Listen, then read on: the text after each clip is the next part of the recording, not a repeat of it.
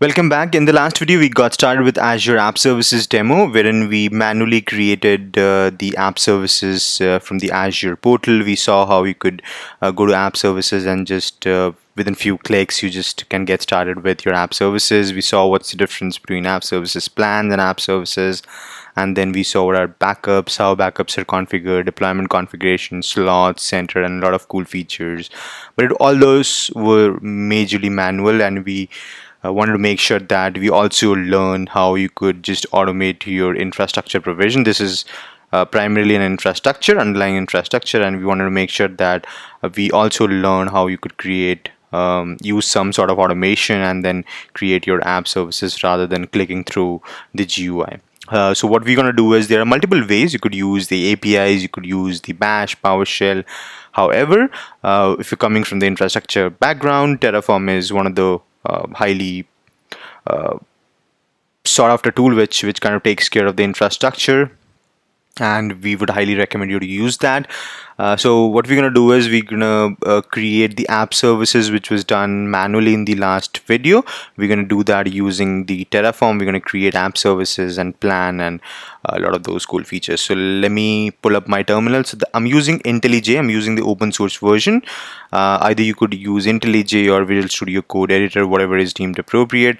I'm using IntelliJ because it kind of comes with auto completion feature and a lot of other cool stuff, so that's why I'm using it. So feel free to use any of your code editor. What I'm going to do is I'm going to create two new file, main.tf and probably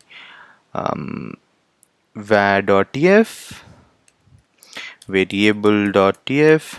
That's for Terraform. And if I go to my main file, what I'm going to do is I am going to just start writing my configuration. Provider going to be Azure RM, and then with the latest version of Terraform, you're going to use the feature as well. And now I'm going to create the resource. Remember, we created the resource group first in our last video, so I'm going to create the Azure RM resource group first.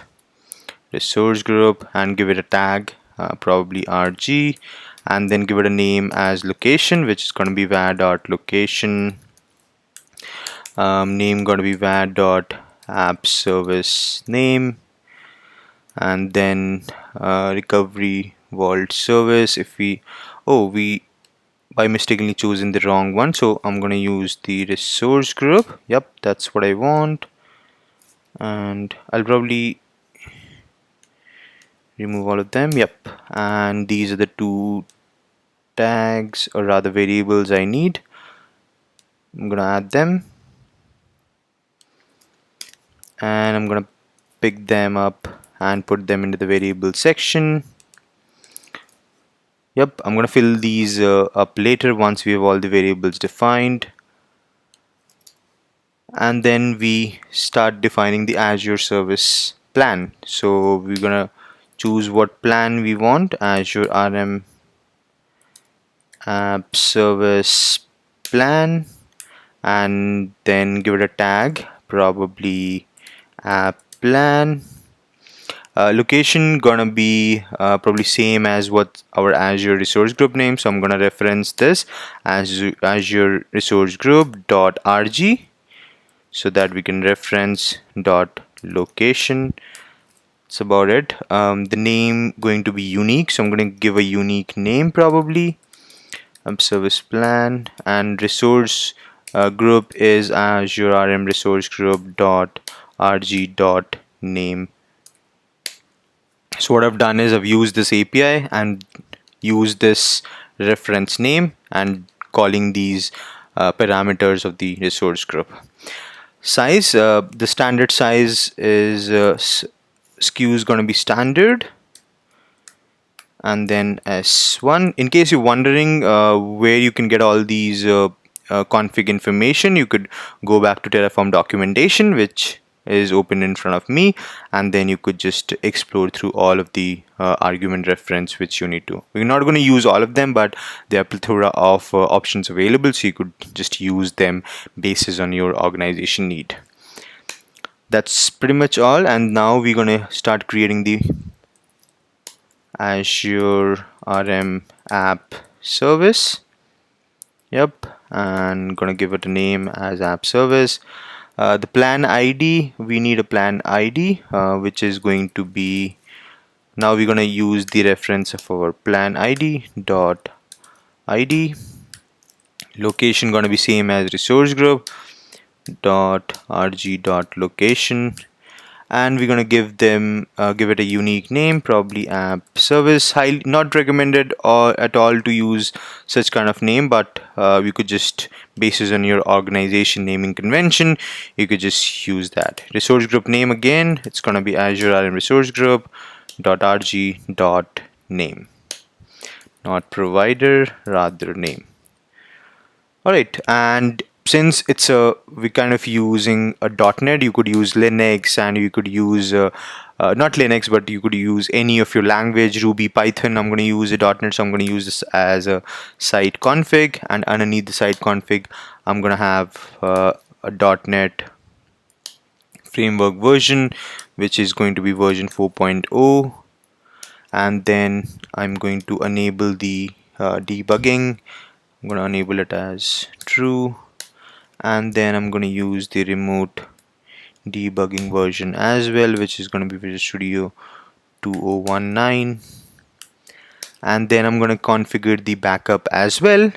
We saw the backup in the last video. We could just configure it using Terraform as well. Give it a name of your backup as probably code red backup, and then storage URL. I'm going to go to my Azure account, go to the storage account, probably storage account, and I should have a storage account right over here. I'm going to go to my shared access key and then generate a key for my token. This is very you got to keep it really secret, so make sure that you don't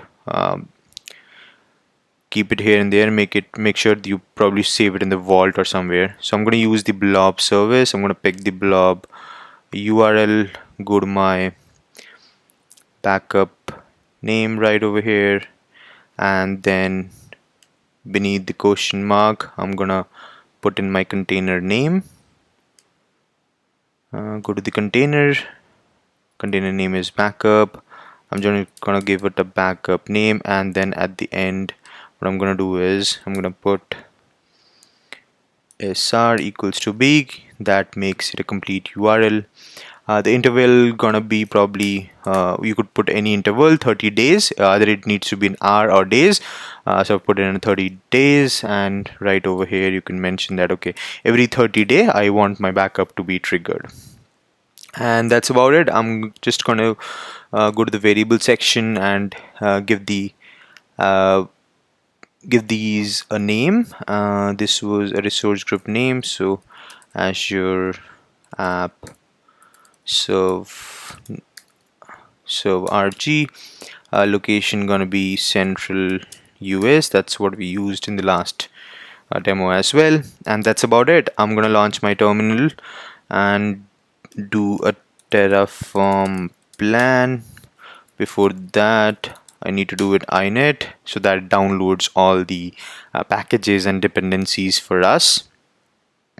You will notice that it's downloading the Azure RM module from HashiCorp site with a certain version, and now you are ready to run Terraform plan. That's going to give you what are the resources Terraform is going to create. That's going to be primarily 3 resources, I believe: resource group, app services, and app services plan.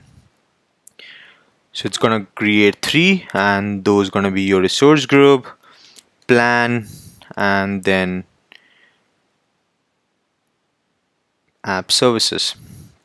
If you go to your Azure account and go to app services, you would see that there are no app services at the moment. We deleted the last one because that was incurring cost. So what I'm going to do is I am going to do an apply with an auto approve, and this is going to start creating the infrastructure for us within few seconds.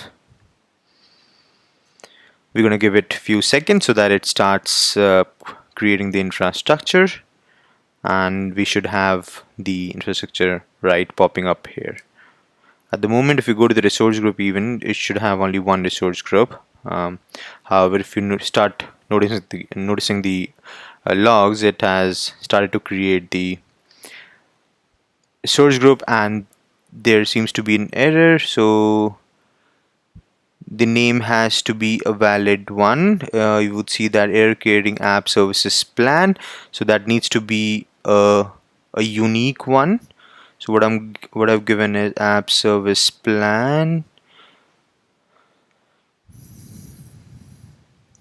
and we could just go to our main file and probably just try to change this one. This one needs to be a unique one. So what I'm going to do is I am going to probably azdo or service, and let's see if this kind of works. Alright, it looks like we've got this same error again, and if we kind of look at the error, read the error, it says the parameter 0 has an invalid value in the SQ name, and that's because of a typo rather. So if you see, the size is standard and the tier is S1, it has to be vice versa. So the size has to be S1 and the tier has to be standard, and all of these are in the documentation. If you look at the document, read the documentation carefully.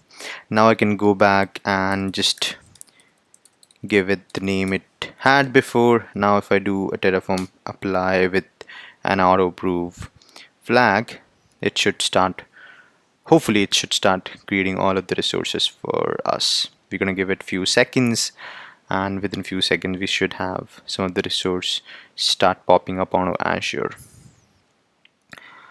So if you go to the documentation, you would see that the argument has got name, resource group, location. We used all of them. Not all of them we used until backup, and then we didn't use the identity and HTTPS enabled. We didn't use the logs as well.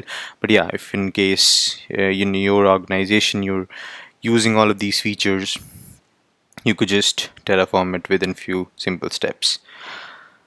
It has started to creating the app services plan, and now it has created the app services plan after 20 seconds. Now it has started to create the app services. If you go to the Azure app services, we don't have anything. If you go to the resource group, we should have the second resource group, which is Azure App Services RG, and underneath it you would see that the plan has already been created. The app services is still being created. If you go to the plan, you would see all of the information about your app services plan, which plan it is and how many slots are available. Let's give it a few more seconds to app services. Alright, the app services house is now created. If you go to the Azure portal and go to the resource group, we should have multiple resources now created. App services there. If you go to the app services, you would see that your app services is running right there and there. Then and there, you've got your configuration, backups, and all the features available, which you kind of you were clicking through in the last video. So this is how easy it is to automate your infrastructure provisioning for app services within few.